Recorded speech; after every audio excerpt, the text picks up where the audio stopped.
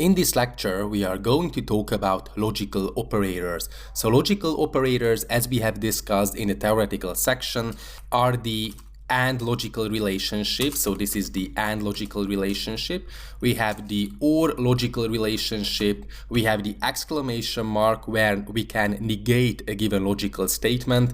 And finally, we have the XOR logical relationship. So first of all, let's define two variables. Integer a is equals to 10 and integer b is equals to 20. So we can check with the help of an if statement that if the a variable is greater than 5 and the b variable is smaller than 100, then we are going to print out, just for demonstration purposes, that it is true, and otherwise we print out that it is false.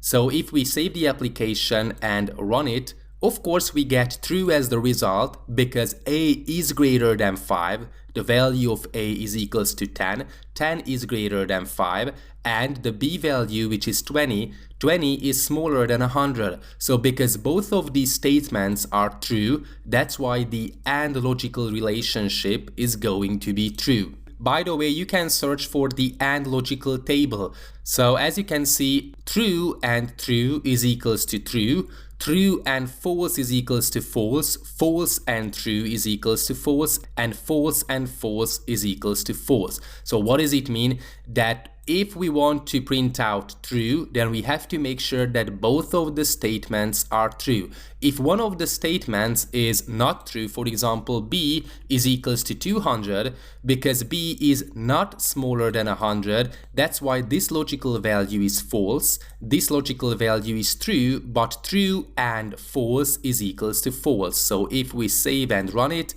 we get false. So whenever we are dealing with the AND logical operator, we have to make sure that both of these statements are true. Of course, we can use as many AND operator as we want. So for example, we can say that AND a plus b is smaller than 1,000. So let's see if, for example, b is equals to 20 again, this logical relationship is true, this logical relationship is true as well, and this logical relationship is true as well. So the final result is going to be true. But if one of the statements, so one of the logical statement is not true, so it is false, then the result is going to be false. So for example, if a plus b is smaller than 0, of course, it's not going to be true, so that's why the final result will be false.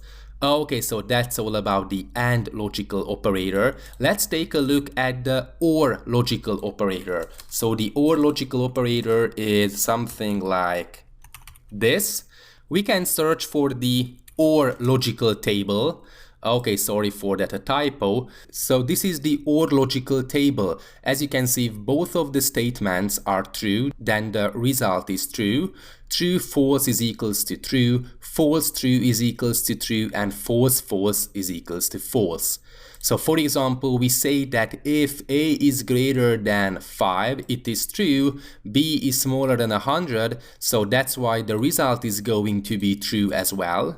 But if we say that, for example, the b value is 200, it's going to be true because one of the statement is true. Okay, it is false, but it is true. True or false is equals to true. If we want to make sure that the result is going to be a false, we have to make sure that both of these statements are false. So for example, a is greater than, for example, 50, it's not going to be true, so it is a false statement, and it is a false statement as well, so the result is going to be false. So that's all about the OR logical operator. By the way, we can use as many OR logical operator as we want.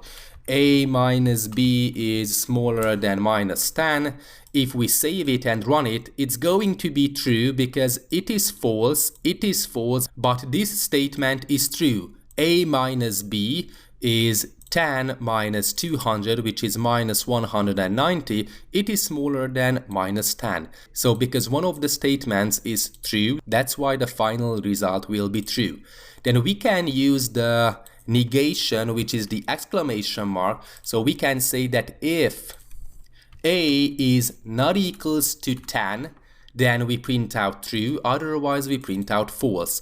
Because a is equals to 10, that's why the result is going to be false. But if we say that a is not equals to 20, then of course the result is going to be true. So this is how we check whether a given variable is not 20 or not the given value we specify here. Of course, we can mix the given logical operators. So we can use that a is greater than 5, and we would like to make sure that a is not equals to 20, or for example a is not equals to 10. So this is the case when we want to make sure that a is greater than 5, but the a value is not 20 or the a value is not 10. So if we run it, it's going to be true because a is greater than 5. Okay, so this is how we can combine logical operators, and it can prove to be very, very important. So usually as a software engineer or a programmer, you are going to meet with these logical operators on a daily basis. Thanks for watching.